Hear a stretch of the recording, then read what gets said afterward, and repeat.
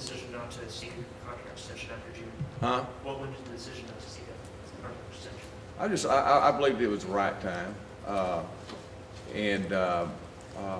so it's been a great opportunity here. But Trish and I talked about it and discussed it, and we just believed that was the right time, and we were very comfortable with that, and so we decided to go ahead and make this decision so the university could move and begin their process, and also, in fairness to our coaches and staff and our program, that we continue on with what we've been doing with regard to what we have underway. President Barker, your ideal candidate will possess what traits, and then is it your preference to stay maybe within the Clemson family or to look nationally? It will be a national search, and we will welcome candidates both inside and outside the institution. I think we've got a great example of the kind of person we're looking for sitting next to me here. So those qualities we certainly want to see in our next athletic director. I think fundraising will be an important component to this responsibility as we go forward. But I think we'll have the same expectations about integrity and compliance and we couldn't have a better role model than Terry Don Phillips in that regard. So, and plus we want to find someone who fits Clemson, that will be very comfortable in this environment. And I hope that once their term of service is completed, they will enjoy Clemson enough to continue to stay, just like Terry Don and Trish have decided to. I think that says a great deal about this place, that someone would serve with the kind of intensity and responsibility that Terry Don's had, and then say, we want to stay here and be a part of the Clemson family. I think that says a lot about this place. Would your preference be to hire somebody who's been an athletic director previously? I think experience will be an important part of that, but I wouldn't say that was necessarily a requirement. We'd have to know a lot about them and see how they've done under some pressure situations if they haven't been, but I wouldn't automatically say we'd rule out anyone that hasn't had an AD position. We want to be open at this point and see where that leads us.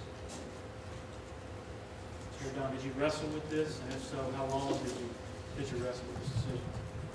Well, Trish and I, we've been discussing it for a while. This is not one of those things Larry just, woke up and said, hey, we're going to do this. So, something you've been doing your entire life, I've been involved with athletic. I can remember back in Texas, we used to play football in grade school, and I can remember starting when I was in the 5th grade, and I've been part of a football season every year since then, through college, and so it's in coaching and then getting administration. So it's not an easy thing to lay down because this has been your life. I've got a lot of wonderful acquaintances by virtue of having this opportunity to make this my profession, and when you step away, you lose some of those bonds that you have. But at the end of the day, we just believed it was the correct thing for our family and for us personally, and so it's another phase in your life, and we're looking forward to that phase. Okay, now what do you think your legacy at Clemson here will be when people look back maybe 5, 6, 10 years from now? Well, I hope that they'll see that we attempted to operate this program correctly from a position of integrity and type of coaches that we attempted to attract, that we share the same values. Certainly facilities have been a big part of the plan of what we're trying to do to get the consistent competitive level that we want across all our sports. And so I think we've made some significant inroads there that we can continue to build on, and I feel confident that we have coaches in place that are going to be very successful, and being a part of that process would be a nice legacy. I still have a lot of pride regarding Les Miles and Mike Gundy.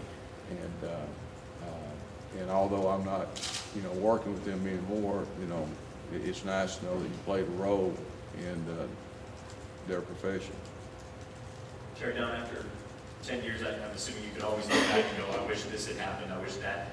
Are there any, I don't know that regrets is necessarily the right word, but are there any things you look back on and go, okay, I wish we would have done this better or differently? Yeah, you always get into that kind of situation, and without going into specifics, the affirmative answer is yes. Every decision you make is not the right decision.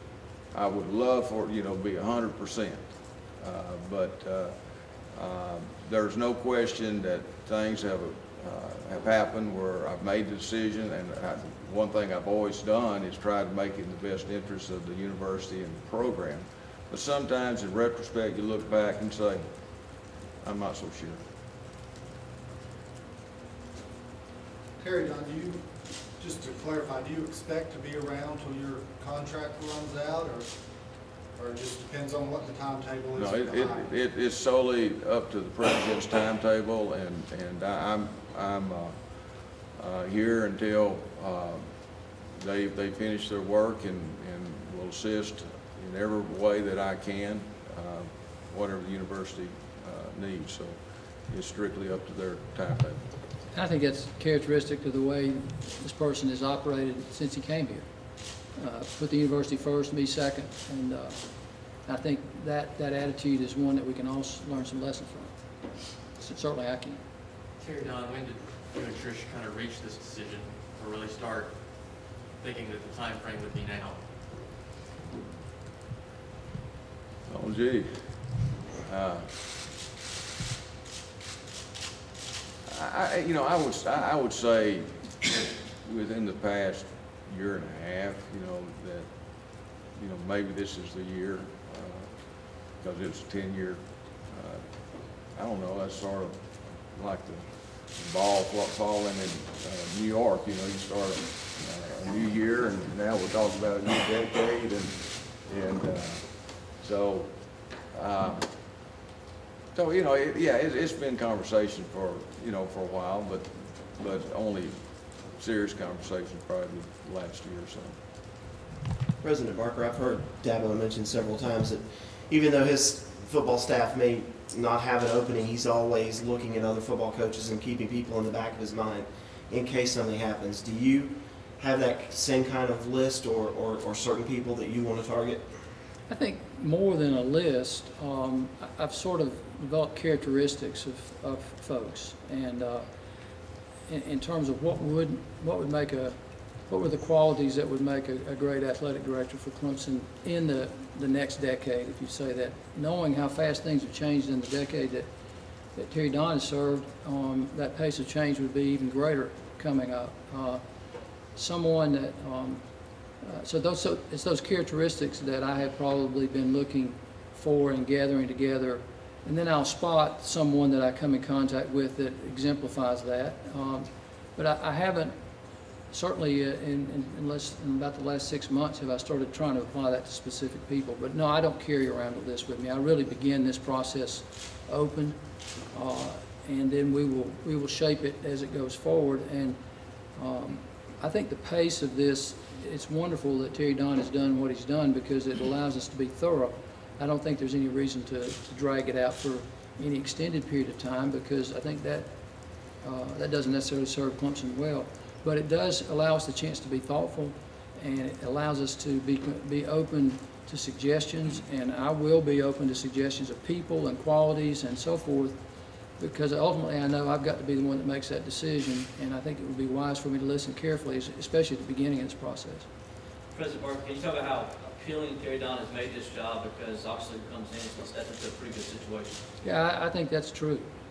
I've been trying to figure out where the crisis is, and I don't really see one. Most times these changes are made and you've got this fire burning somewhere, and we don't have that. And I think if I was this is not going to be a set of shoes that are easy to fill, however. And I think I'd have pause if I were an AD candidate to say, do I really want to follow this man? But the ones that we want to come are the ones that want to do that. So I think it's it's going to be obvious, I think, that they're going to have the opportunity to do some great things because of the work that's been done. So I think that makes it an ideal position. I think our fan base, our university, our facilities, I mean, stop and consider, if you would, we talk about one physical manifestation of the Phillips decade is the West Zone. Every time the camera pans for a national television audience, they're going to show that facility. And all of us are going to know, I think, unless we have short memories, that that wouldn't be there were it not for him. That was his idea. It was his financial plan with all the help that he has in this great team that's here. But that's a physical manifestation of all those qualities put together. And that will be a symbol, I think, for Clemson for a long, long time. And I think that's an appropriate symbol. President Barker, did you approach Terry Dunn with a contract extension back in 2010? He would have done this a lot sooner if I hadn't talked to him about it. I've urged him to stay, and I think they reached the point where they decided that, no, this is the right time, and I respected that. I don't think it's fair to someone who's done such a great job to, when they know that the time is right, then I think you need to honor that. So you've known for, I think you said at least 6 months, perhaps longer, that this looked like this was going to happen, and so we tried to be thinking about it accordingly. Terry Dunn, can you expand on what makes this the right time? Well, you know, that's so subjective. You know,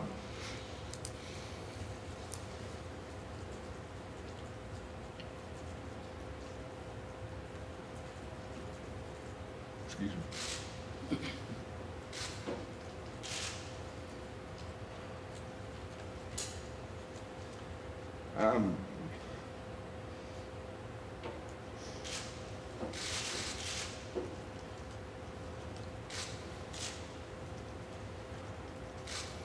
I'm very blessed to have a wonderful wife.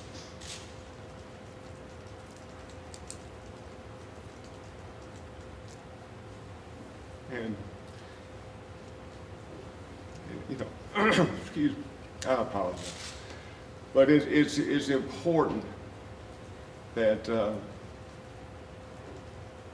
that we have more time together. And I'm looking forward to it. Anything else?